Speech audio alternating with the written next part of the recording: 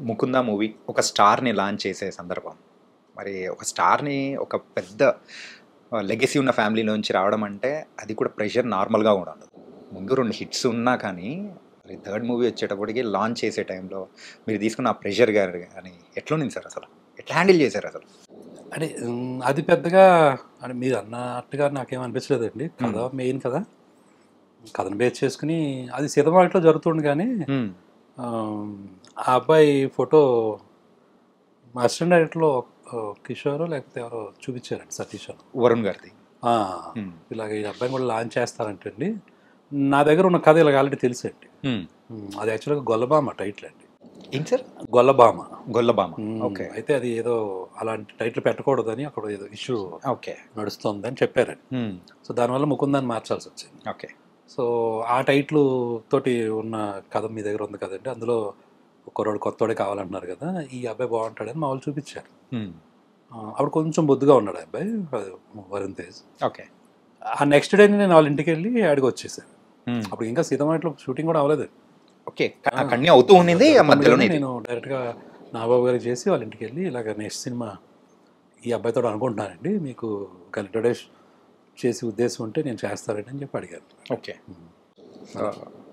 కానీ దానికి musical wise కానీ అండ్ దాని స్టోరీ వైజ్ కానీ ఒక డిఫరెంట్ అప్లాజ్ అనేది కూడా చాలా వరకు వచ్చింది సార్. అదే. సక్సెస్ఫుల్ అయింది.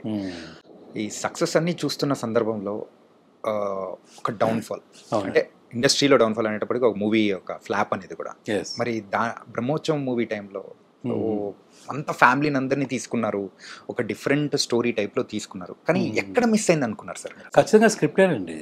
ఒక సినిమా తేడా వచ్చిందంటే దాని అర్థం ఇంకేముండదండి. మన స్క్రిప్టులో మనం ఏదో నమ్ముతాం, అదేదో బాగానే ఉంటుంది కదా అనుకుంటాం. మేబీ ఆ టైంలో అంత గ్రిప్గా ఆలోచన లేకపోవటం అవ్వచ్చు. మిస్టేక్స్కి మనం కారణాలు ఎత్తుక్కుంటూ వెళ్తే చాలా ఉంటాయండి. Yes, అది అనవసరం కూడా. అండ్ దాని తర్వాత నారప్ప, అంటే మరి మరొకసారి వెంకటేష్ గారితో అప్పటి వరకు చూసిన ఒక సాఫ్ట్ కార్నర్లో ఉన్న శ్రీకాంత్ అడ్డాల గారు ఒక్కసారిగా వైలెంట్గా, అది మరీ వైలెంట్గా మారిపోవడానికి రీజన్ ఏంటి సార్? అందరూ నిజంగా షాక్ అయిపోయారు సార్. ఏంటి చాలా ఒకటికి 2 సార్లు ఈవెన్ గూగుల్లో చెక్ చేసినా ఉండే ఉంటారు అనిపిస్తుంది. ఎందుకంటే ఇది నిజంగా శ్రీకాంత్ అడ్డాల గారేనా అని ఒకసారి క్రాస్ చెక్ చేసుకున్న సందర్భాలు ఏంటి సార్ సడన్ చేంజ్? చేంజ్ ఏం కాదండి. అదే మరి నాకు మామూలుగా ఏంటంటే అన్ని కథలు చేయాలని ఉంటుందండి. ఓకే. ఎప్పుడు నేను చాలా ఇంట్రెస్ట్లో అంటూ ఉంటాను. బట్ మనకు అవకాశం లేకపోతే సిచ్యువేషన్ రావాలి కదా. ఈ కథ ఆ కథ అని ఏముండదండి. సో జానర్ని మనం అది కన్వెన్షన్స్ని మనం అడాప్ట్ చేసుకోవటం, దానికి తగ్గట్టుగా మనం ప్రిపేర్ అవ్వటం, మన టెక్నీషియన్స్ తోటి చేయించుకోవటం, ఓకే, ఇది మెయిన్ బేసిక్గా. కాదు నువ్వు ఇలాంటి సినిమాలే తీస్తే ఇలాంటి సినిమాలని ఆదరిస్తారు, లేకపోతే ఇలాంటి నీకు ఇష్టపడతారు అంటే అది మనం బ్రేక్ చేసేగలిగితే బ్రేక్ చేయొచ్చు అండి. ఓకే. మన it is up to us. మనకుండే గట్స్, మనకుండే ఆలోచన విధానం, మనకు కలిసి వచ్చే విషయాలు. కాబట్టి అప్పుడు అసురన్ మూవీ చూసినప్పుడు అది కూడా మళ్ళీ సేమ్. తర్వాత కూచిపూడి వారి వీధి అని ఒక సబ్జెక్ట్ ఉందండి నా దగ్గర. ఓకే. కూచిపూడి వారి వీధిలో అని అలాగా. అది మళ్ళీ ఫ్యామిలీ మూవీ. టోటల్గా కజిన్స్ గురించిన ఒక సబ్జెక్ట్ అది. యాక్చువల్గా దాన్ని ఏం చేసుకుంటూ ఉన్నాను వర్క్ ఇమీడియట్గా. తర్వాత సెట్ బ్యాక్ వచ్చింది. మళ్ళీ అన్నయ్య అని ఇంకొక కథ ఉందండి. అది కూడా చాలా పెద్ద కథ. అది గీతార్ట్స్లో చెప్పి, అంటే అది కొంచెం పెద్ద సెటప్ కదా, ఇలాగా ఇంకో కథ చేసేసి అది చేద్దామని చాలా డిస్కషన్స్ ఉంటాయండి. సరే అని చెప్పి ఏది ముందు ఏది తర్వాత అని అనుకుంటూ ఉంటాం. సో ఆ కోవలో 2-3 సబ్జెక్టులు పనిచేస్తున్నప్పుడు కరెక్ట్గా మళ్ళీ సేమ్ తనే కిషోర్ అని నా దగ్గర అసోసియేట్ ఉంటాడు. తను అసురన్ సినిమా చూసి నాకు చెప్పాడు, ఓకే, ఇలాగ వెంకటేష్ గారు చేద్దాం అనుకుంటున్నారంటే రీమేక్ చేద్దాం అనుకుంటున్నారు, నువ్వు ఒకసారి చూడ సినిమా అన్నారు. ఓకే. సో నేను చూశాను అప్పుడు అసురన్. చాలా బాగుందండి, అసలు మామూలు కాదు కదా అమ్మా. అప్పుడు వెంటనే నేను ఇంక 2వ నిమిషం ఆలోచించకుండానే చేస్తానండి సురేష్ బాబు గారు. సరే ఇలా అనుకుంటున్నారంట కదా, ఒకవేళ అలాంటిది ఏదైనా ఉంటే ఒకసారి నాకు చాలా బాగా చేయాలనిపించిందండి అది అంటే అప్పుడు నేను వీళ్ళు కలిశాను అనమాట. కలిసిన తర్వాత ఆ కథ గురించి డిస్కషన్ వచ్చింది ఏంటి అలా. సో అందులో కూడా మీకు తెలియకుండా అది జోనర్ వచ్చి యాక్షన్ ఉంటుంది కానీ it's a family movie. Family, అవును సార్, ఫ్యామిలీ కోసం. ఫ్యామిలీ అంటే ఫ్యామిలీ ఎమోషన్స్. ఓకేనండి. అంటే ఎంత సప్రెస్డ్గా తొక్కేస్తున్నా కానీ అసలు మామూలుగా జీవితాల్లో అయితే బెటర్ లైఫ్ గురించి మాట్లాడుతున్నాం. ముందు మన సీతమ్మ కూడా బెటర్గా మారారు, ట్రాన్స్ఫర్మేషన్ అని చెప్తున్నాం. ఆ అవకాశం కూడా లేదు పాపం వాళ్ళకి. మేబీ బై ద సిచ్యువేషన్స్, వాళ్ళు ఉండే కమ్యూనిటీ లేకపోతే వాళ్ళు ఉండే పరిస్థితులను బట్టి Hmm. ఆ బెటర్ లైఫ్ గురించి కూడా ఆలోచించలేని ఒక ఫాదర్ పాపం ఆయన. ఓకే. కుటుంబాన్ని ఆ లెవెల్కి తీసుకెళ్లాల్సిన అదృష్టం కానీ అవకాశం కానీ ఎలాంటి ఇది లేదు వాళ్ళకి. లేదు. బట్ అది కూడా దక్కనివ్వకుండా తొక్కేస్తుంటే, పిల్లల్ని దూరం చేస్తుంటే వాళ్ళ నుంచి వచ్చే ఒక ఎమోషన్ ఉంటుంది చూసారా, అది నాకు బాగా కనెక్ట్ అయింది. ఇది డీల్ చేస్తే చాలా బాగుంటుంది అనిపించింది అంతే అలా. సో మెయిన్ ఎమోషన్గానే కనెక్ట్ అవటమేనండి. మీరు దానికి కనెక్ట్ అయిపోయి అది చేశారు. అది చాలా పెద్ద ఎమోషన్ కదండి. యా. సో ఏది చూసినా మీరు కావలిస్తే ఆ లైఫ్ని ఇక్కడి నుంచి ఇంకో చోటకి మార్చుకోవాలి, లేకపోతే ఈ స్థాయి నుంచి ఇంకొక బెటర్ స్థాయికి వెళ్ళాలి అని ప్రతి ఒక్కరి ప్రయత్నం దగ్గర ఉండే స్ట్రగుల్ ఉంటుంది చూసారా, అది ఎప్పుడు ఏ జోనర్లో ఉన్నా అది చాలా గొప్ప కథ అవుతుంది. తమిళ్లో అసురన్ చూసినప్పుడు యూజువల్గా అది తెలుగులోకి వస్తుంది, అది ఎవరు చేస్తారు అనుకున్నప్పుడు వెంకటేష్ గారు చేస్తున్నారు అనేటప్పటికీ చేయగలుగుతారన్న నమ్మకం అనేది కూడా వచ్చేసింది. ఎందుకంటే ఈజ్ ఎ కంప్లీట్ యాక్టర్ ఆ టైప్. ఈవెన్ కొన్ని సీన్స్ అయితే ఈవెన్ తమిళ్ మూవీస్ లో చూస్తే ఒక స్టార్ కొన్ని అంటే అక్కడైతే సర్వసాధారణం, కానీ ఇక్కడికి వచ్చేటప్పటికి ఫ్యాన్స్ వాళ్ళు ఇట్లా చేయకూడదు ఇలాంటివి అనేది ఏం లేకుండా క్యారెక్టర్స్ కూడా చేపించారు, అంటే సీన్స్ కూడా చేపించారు. వెంకటేష్ గారు అవన్నీ తీసుకోరండి, ఆయన బాగా డెడికేటెడ్ గానే ఉంటారు.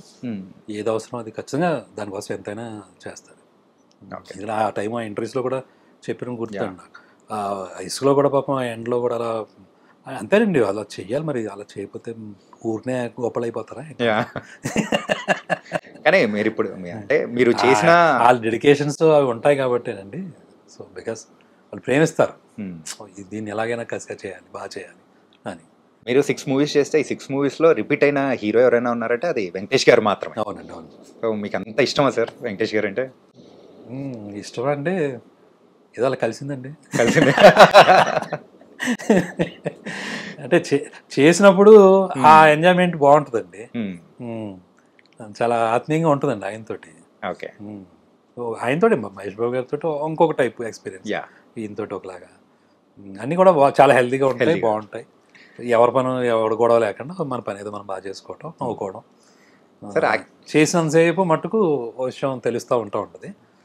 వర్క్ ప్రాసెస్ని బాగా ఎంజాయ్ చేయొచ్చు. కానీ మీరు చిన్నోడు పెద్దోడిని మాత్రం వదలలేదు, ఇద్దరితో కలిసి 2 మూవీస్ చేశారు. సార్ వీళ్ళందరూ ఓకే అయితే మీరు చేసిన మూవీస్లో ఎక్కువ మూవీస్ 5 మూవీస్కి మిక్కీ జే మేయర్ గారే, ఏంటి ఇది కారణం? దీనికి మణి శర్మ గారు అండి. అవును సార్. నారప్పకి మనిషి, పెద్ద కాపు కూడా మిక్కీ జే గారు. పెద్ద కాపు మిక్కీ జే మేయర్. ఓకే, 5 మూవీస్ అండి. 5 మూవీస్ సార్. అంటే ఆయనతో ఫస్ట్ సినిమా నుంచి ఒక ర్యాపో కుదిరిందండి. ఇంకా అలవాటు నాకు స్వేచ్ఛ ఉంటుంది ఎక్కువ, ఇది మార్చండి అది మార్చండి అని చెప్పడానికి నాకేమీ హెసిటేషన్ ఉండదు. అలానే వేరే వాళ్ళని కొత్త వాళ్ళని పెట్టుకుంటే మళ్ళీ అడగలేవని కాదండి. బట్ ఈయన దగ్గర ఉండే ఒక చొరవ, ఈయన దగ్గర ఉండే ఒక ఫ్రెండ్షిప్ లాగా దాంట్లో చేసుకోవడం నాకు ఈజీ అయింది అంతే. మీరు అనేటప్పటికి మిక్కీ గారు మాత్రం సూపర్ ట్యూన్స్ అనేది కూడా ఇచ్చేస్తూ ఉంటారు. చూడండి, సుకుమార్ గారు, దేవి ప్రసాద్ గారు, ఇలా ఒక్కొక్కసారి ఏమవుతుందంటే ఒక బాండ్ ఫామ్ అవుతుందండి. దాన్ని మనం కంటిన్యూ చేయొచ్చు, లేదా మనం బ్రేక్ చేసి కొత్త ప్రయోగం కూడా చేసుకోవచ్చు అండి. దానికి ఏమి ఇదేం ఉండదు, ఇలాగే చేయాలని లేదు. బట్ ఎందుకు అది కొన్నిసార్లు ఏమవుతుందంటే ఆ వైబ్ కొనసాగుతూ ఉంటుంది, మనకి బాగానే ఉంది కదా, మంచిగా జరుగుతుంది కదా అనేది ఒక పాయింట్ అనమాట. అలాగే చోటా గారితో కూడా ఎక్కువ మూవీస్ చేశారు. 2 చేశానండి, పెద్ద కాపు, కొత్త మంగళలోకం, పెద్ద కాపు. అవునండి. ఏంటి సార్ అది రీజన్ ఏంటి సార్? Same bonding. అది నాకు ఆయనతో ఏంటంటేనండి, మన కొత్త బంగాళలోకం గుర్తుందండి నాకు. వాళ్ళందరూ బాగా చిన్న పిల్లలండి, అదే 16 ఏళ్ళు ఆ టైం కదండి. సో హీరో కూడా హ్యాపీ డేస్ చేశాడు అంతే. అండ్ మేము మళ్ళీ కొత్త వాళ్ళం, నేను ఫస్ట్ టైం డైరెక్షన్. సో ఒక ఎక్స్పీరియన్స్ ఉంటే ఆయన ఈవెన్ చోటగారిది ఎలా ఉంటుందంటే ఆయన మొత్తం భుజం మీద వేసి వెళ్ళిపోతూ ఉంటాడు మొత్తం. అవన్నీ ప్రొడక్షన్ మేనేజర్లు ఆలోచించి కూడా ఈయన ఆలోచించి ముందర అయిపోతుంది ఏంటి, చాలా వరకు ఆయన ప్రొడ్యూసర్ సైడే అండి. ఆయన అసలు ఎట్టి పరిస్థితుల్లో ప్రొడ్యూసర్ సైడే ఉంటాడు ఆయన. దాని అర్థం ఏంటంటే మనల్ని కూడా కలుపుకుని, ఈవెన్ అందరినీ కలుపుకుని ఆయన పాయింట్ ఆఫ్ వ్యూలో ఏంటి ఎలా చేయాలి ఏంటి అనే దగ్గర చాలా అడ్డం పడతాడండి గట్టిగా. సో నాకు మళ్ళీ ఈ అబ్బాయి కూడా కొత్త అబ్బాయి, అలాగే టీంలో కూడా చాలా మందిని కొత్త వాళ్ళని తీసుకున్నారండి అప్పుడు ఈ పెద్ద కాంపిటీషన్లో కూడా. సరే ఒక సైడ్ మనం ఫ్రీగా ఆలోచించుకుంటూ ఉండాలి, ఇదంతానేమో వేరేగా ఉంది. సో బెటర్ అప్పుడు కొత్త భాగంలోకంలాగే కొంచెం ఆలోచన వచ్చి మీరే చేయండి సార్ అని చెప్పేసి అప్పుడు అలా. మరి పెద్ద కాపు ఏంటి సార్ అది? యాక్చువల్గా ఆ టైటిల్ పెట్టడం వల్లే సో ఆ నెగిటివ్ రిజల్ట్స్ అనేది కూడా వచ్చిందని అనుకోవచ్చా? ఏమండి ఇప్పుడు సినిమా తేడా వచ్చింది అనుకోండి, అది ఇందాక చెప్పాను కదండి, ఒక మిస్టేక్ జరిగితే ఇంకా దాన్ని తవ్వుకుంటూ వెళ్తే అది ఎండ్లెస్ అది. అందుకని ఆయన అక్కడ వదిలేసి మళ్ళీ నెక్స్ట్ ఏంటి అనేది దానికి వెళ్ళిపోవడం చాలా గొప్ప విషయం అన్నమాట. అయితే పెద్ద కాపు 2 ఎప్పుడు సార్? అది ఇంకొంచెం టైం తీసుకుంటానండి. ఓకే. బట్ ఇప్పుడు మటుకు నెక్స్ట్ ఇమీడియట్గా వేరే సబ్జెక్ట్ మీద ఉన్నా. అది ఆల్మోస్ట్ ఏప్రిల్కి అయిపోతుంది. కొంచెం టోటల్గా సబ్జెక్ట్ చేసుకున్న మూడ్లో ఉన్నాను కాబట్టి. ఇది కొత్త సబ్జెక్ట్ సార్? కొత్త సబ్జెక్ట్ అండి. అది కూచిపూడి వారి ఇదని ఒకటి చేస్తున్నాను, ఇంకొకటి కూడా సైమల్టేనియస్గా చేసుకుంటా ఉన్నాను. సో ఏప్రిల్కి కంప్లీట్ చేసుకుంటాం. ఆ తర్వాత ఎవరు ఏంటి ఎలాంటి ప్రయత్నం అనేది మొదలు పెడతాం. యాక్చువల్గా ఆ మూవీలో పర్టికులర్గా ఒక సీన్ మాత్రం నిజంగా స్టార్టింగ్ ఇంట్రడక్షన్ జెండా పెట్టేసి ఆ ఐడియా ఎక్కడి నుంచి వచ్చింది సార్? అసలు ఒక ఆధిపత్యం చెలాయించాలని చెప్పేసి అది పెడితే వచ్చే వైబ్ కానీ 1982 ఆ వైబ్స్ తీసుకురావడం కానీ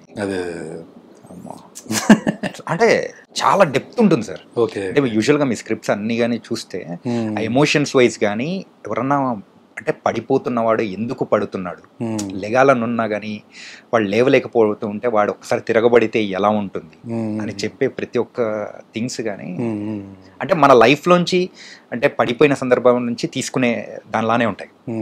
ఇట్స్ వెరీ కామన్ అండి, అందరూ మనం చూసే విషయమే కాబట్టి యాజ్ ఎ క్రియేటర్గా ఆ ఎమోషన్ ఎలా వర్కౌట్ చేయాలనే పాయింట్ దగ్గర దాన్ని ఎంతవరకు ఎన్హాన్స్ చేయొచ్చు. సార్ ఏం లేదండి, ఆ డెన్సిటీ మీద మనం కాన్సన్ట్రేట్ చేయటం, దాన్ని ఎంత హైలైట్ చేయొచ్చు అనే పాయింట్ ఆఫ్ వ్యూ చేసే దగ్గర ఒక్కొక్క కథకు ఒకలాంటి సెటప్స్ వస్తూ ఉంటాయి. అవి హైలైట్ అయ్యి బాగున్నాయి అనుకోండి సూపర్, లేకపోతే బాబు నెక్స్ట్ దానికి వెళ్ళు అంటే పాతది మాత్రం క్యారీ చేయరు. సో ఫ్రెష్ గా నెక్స్ట్ గో విత్ ఫ్లో అనే టైప్ లో. ఎందుకంటే బరువు అనుకుంటే బరువు రాసాం కదా, మళ్ళీ మనమే రాసి మళ్ళీ మనం పాటించకపోతే దానికి పర్ఫెక్ట్ నిర్వచనం శ్రీకాంత్ అట్టాల గారు. ఓకే సార్, మీ మూవీస్ లో వన్ లైనర్లు భలే ఉంటాయి సార్. ఒక్కసారి ఇంకోసారి అదొకటి అయితే ఇంకోటి ఏకాడా అని.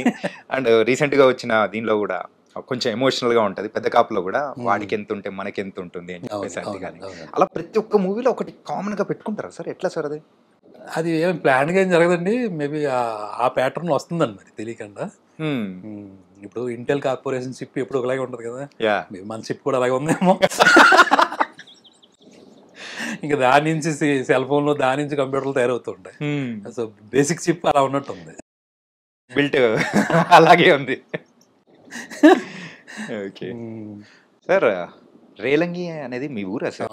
మా ఊరే. అంటే ఆ షూటింగ్ మొత్తం కంప్లీట్ గా ఆ ఊర్లోనే తీసారా? అంటే మా ఒరిజినల్ ఊరు ఒరిగేడండి, ఒరిగేడని ఒక ఊరు ఉంటుంది మా నాన్నగారాలది. నేను పుట్టింది పెరిగింది మటుకు రేలంగి. సో అక్కడ ఎస్విఎస్సి అనేది కంప్లీట్ గా అంటే మీ స్టోరీని అనుకోవచ్చా? మీ స్టోరీ అంటే మీ లైఫ్ లో మిడిల్ క్లాస్ ఫ్యామిలీ తీసుకున్న స్టోరీ అండి. అది నా స్టోరీయే కాదు, అంటే నా దాంట్లో మ్యాక్సిమం తీసుకునేదే ఉంటుంది. బట్ యాస్టీజ్ అలాగ గుద్దిందే కాదు. ఇప్పుడు నాలాంటి మిడిల్ క్లాస్ ఎవరైతే ఉంటారో వాళ్ళందరిదేనండి కదా. ఓ ఇద్దరు అన్నదమ్ములు, ఓ తల్లి తండ్రి, ఓ గ్రాండ్ మదరు, ఓ చెల్లి, ఇవన్నీ ఉంటాయి కదా. మీరు ఆ రోజులోనే ఏంటంటే చిన్నోడితో బామ్మను కొరికెత్తా అనేది ఇప్పుడు ఇంకా ఫేమస్ అయిపోతుంది. దాని నుంచి ఇన్స్పైర్ చేసుకున్నట్టు అనిపిస్తూ ఉంది. కొంచెం ఇంచుమించు బామ్మలతో అందరూ అలాగే ఉంటారు కదా, ఎలా కోలాలు. వాళ్ళు కూడా అది ఇష్టం వాళ్ళకి, ఆ ముద్దు చేయటం అవన్నీ అండి. కానీ న్యాచురల్ మూమెంట్స్ అండి అన్నీ మన జీవితంలోనే ఉంటాయి, అలాగే మనం కూడా చూస్తాం బోలం చోట్ల. ఆ సిచ్యువేషన్స్లో ఏంటంటే ఆ సినిమాకి అది వర్కౌట్ అయ్యిద్దండి. అలాగా కొన్ని సినిమాలకి, కొన్ని కథలకి అవి వచ్చేస్తాయి ఆటోమేటిక్గా, ఏదో మ్యాగ్నెట్ అలా లాగేసినట్టు. ఆ చిన్న చిన్న మూమెంట్స్, సింపుల్ మూమెంట్స్ అండి, సింపుల్ మూమెంట్స్ చాలా పవర్ఫుల్గా పేలిపోతూ ఉంటాయి. Sir coming to your family sir, so married, పిల్లలు సార్? ఒక పాప. ఓకే, మేడం ఏం చేస్తుంటారు? తను housewife. Love marriage, arrange marriage? రెండు కలిపి మిక్స్. సేమ్ ఊరేనా సార్? సేమ్, అంటే రిలేటివ్స్ అండి. ఓకే, అలా పెళ్ళిలో ఎప్పుడైనా కలిసినప్పుడు చూసినప్పుడు అలా ఏమన్నా? అంటే ఇంకా చెప్పాలంటే విజయవాడ ఫ్యామిలీ.